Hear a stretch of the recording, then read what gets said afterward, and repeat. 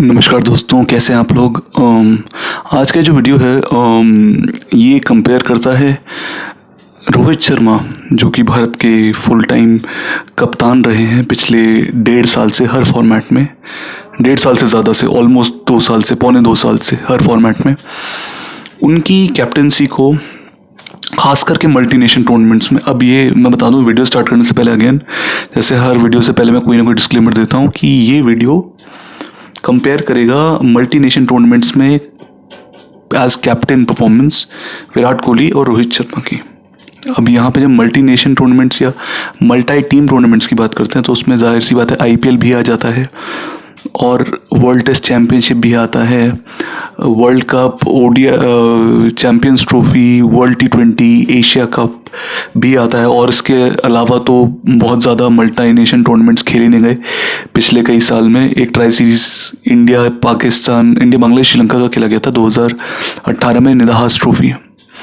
उससे पहले अगर मैं याद करूं तो 2000 मतलब एशिया कप के अलावा कार्ल्टन मिड सीरीज 2015 के शुरू में खिलाया गया था just before the world cup. So multi team tournaments at the international level have been few and far in between, but जितने टूर्नामेंट्स रहे हैं उनमें परफॉर्मेंसेस इन दोनों की मैं कंपेयर करूंगा।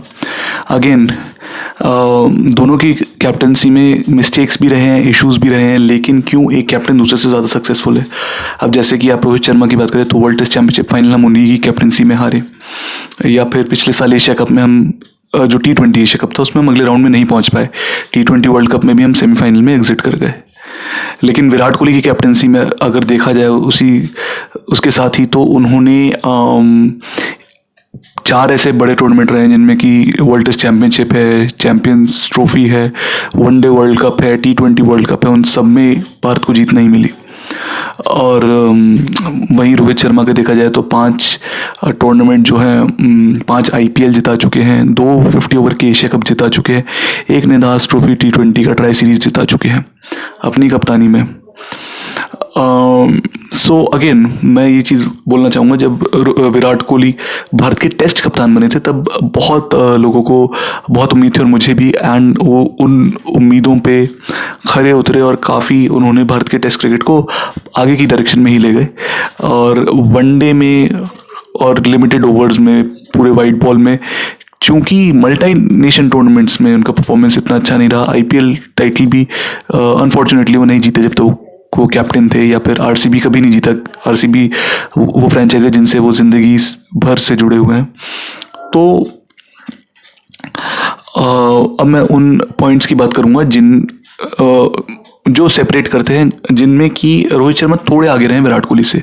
सबसे पहला पॉइंट है गेटिंग द बेसिक्स राइट। अब दोस्तों, गेटिंग द बेसिक्स राइट में क्या है, कई बारी टीम्स जो हैं वो कुछ रेवोल्यूशनरी और कुछ अलग करने की कोशिश में बेसिक्स को भूल जाते हैं। जैसे कि फ़र्ज़ के तौर पे अगर मैं पीछे चले जाऊँ 2017-18 में, तो 17 में जब विराट कोहली वनडे कप्तान थे तो चैंपियंस ट्रॉफी हारने के बाद उन्होंने अश्विन और जडेजा दोनों को वनडे टीम से किनारे कर दिया और कुलदीप और चहल को ले आए थे।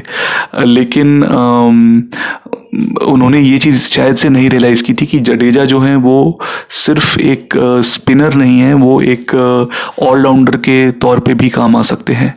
और ये दूरदृष्टिता जो थी, ये 2018 के एशिया कप में एक्चुअली जब रोहित शर्मा कैप्टन बने, हालांकि वो स्टैंड इन कैप्टन थे, सेलेक्टर्स का डिसीजन होगा, लेकिन सिंस रोहित शर्मा पहले से इतने सक्सेसफुल आईपीएल कैप्टन रहे हैं तो उनसे पूछ के ही जाहिर तौर पे डिसीजन लिया गया टीम ने। तो उन्होंने वहाँ पे रविंद्र जडेजा को 7 नंबर पे और कुलदीप चहल, इन तीनों को खिलाया था और फाइनल तक, और फाइनल में भी ये तीनों खेले थे और भारत जीता था एशिया कप।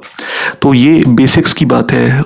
उसी के साथ अगर आप देखें टेस्ट क्रिकेट में, विराट कोहली हालांकि भारत के टेस्ट कप्तान रहे जनवरी 2015 से लेके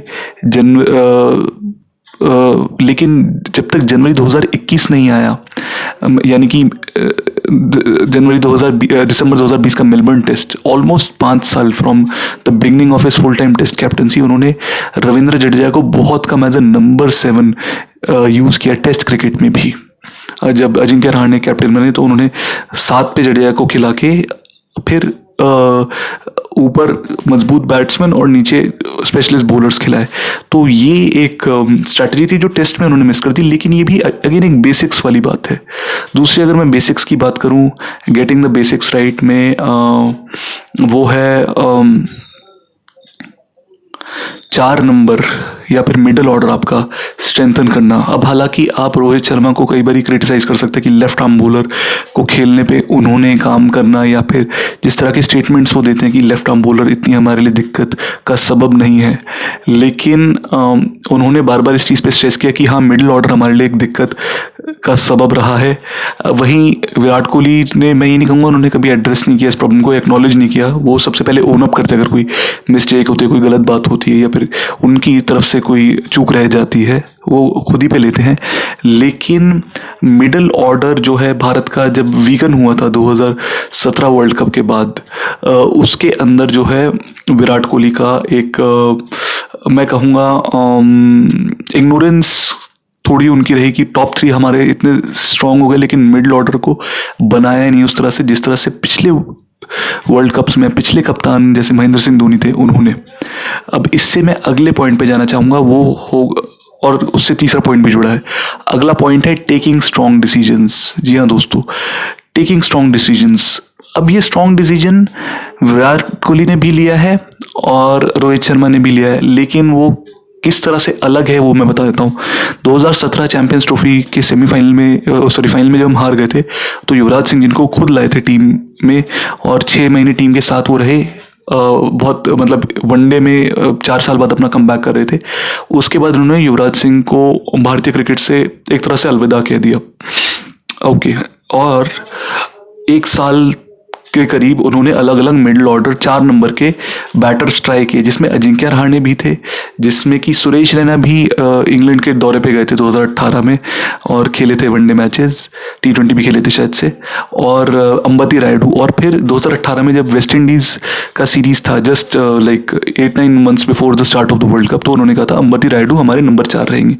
तो ये उनका एक स्ट्रॉन्ग डिसीजन था। हालांकि मनीष पांडे, श्रेयस अय्यर, कई लोग वहाँ पे ट्राई किए गए थे। अब इसे कंपेयर करते हैं हम शुभमन गिल के स्ट्रॉन्ग डिसीजंस के साथ, रोहित शर्मा के स्ट्रॉन्ग डिसीजंस के साथ। रोहित शर्मा ने 2 स्ट्रॉन्ग डिसीजंस लिए। एक तो युजवेंद्र चहल को ना इंक्लूड करने का वनडे वर्ल्ड कप में, ये एक स्ट्रॉन्ग डिसीजन कहूँगा। युवराज सिंह को ना इंक्लूड करने का डिसीजन जो विराट कोहली का था, वो भी एक स्ट्रॉन्ग डिसीजन मैं कहूँगा। हालांकि कई लोग कहेंगे तो बहुत लॉजिकल है, लेकिन एक स्ट्रॉन्ग डिसीजन। अगर आप 300 से ज़्यादा वनडे मैचेस खेले हुए, world cup winning, multiple ICC tournament winning and high performing player को और एक बैटिंग ऑलराउंडर को आप बिठा दे, चाहे उनकी उम्र कुछ भी हो, वो एक स्ट्रॉन्ग डिसीजन ही कहूँगा मैं।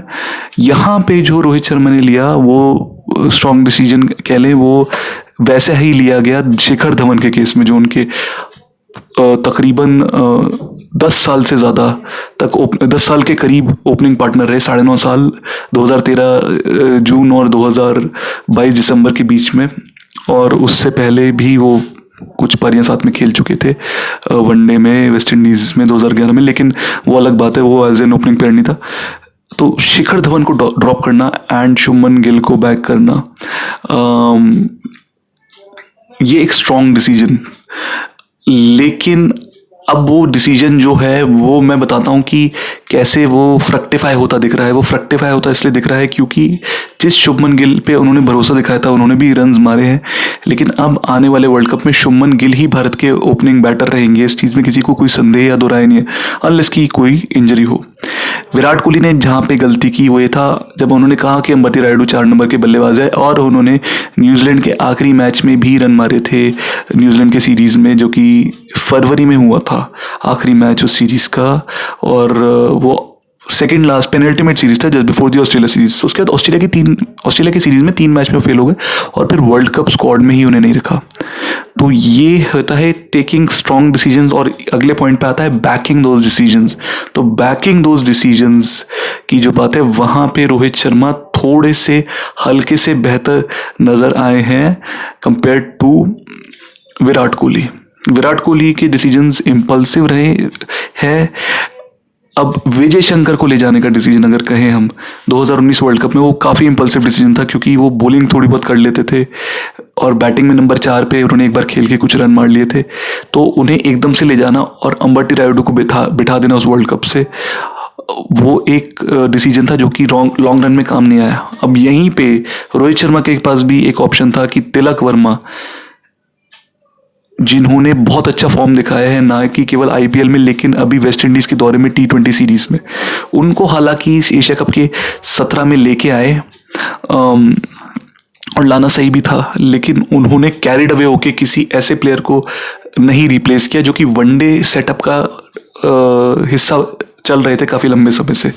अभी इस वर्ल्ड कप की जो स्क्वाड हम इंडिया की देख रहे हैं 2023 की, उसमें एक्चुअली देखा जाए तो सबसे कम एक्सपीरियंस मुझे लगता है वनडे में सूर्य कुमार यादव को ही है। उसके अलावा जितने भी प्लेयर हैं वो कम से कम 50 वनडे, ज़्यादातर प्लेयर्स खेल चुके हैं, 50 से 100, 200, 300, और काफ़ी एक्सपीरियंस टीम है हमारी।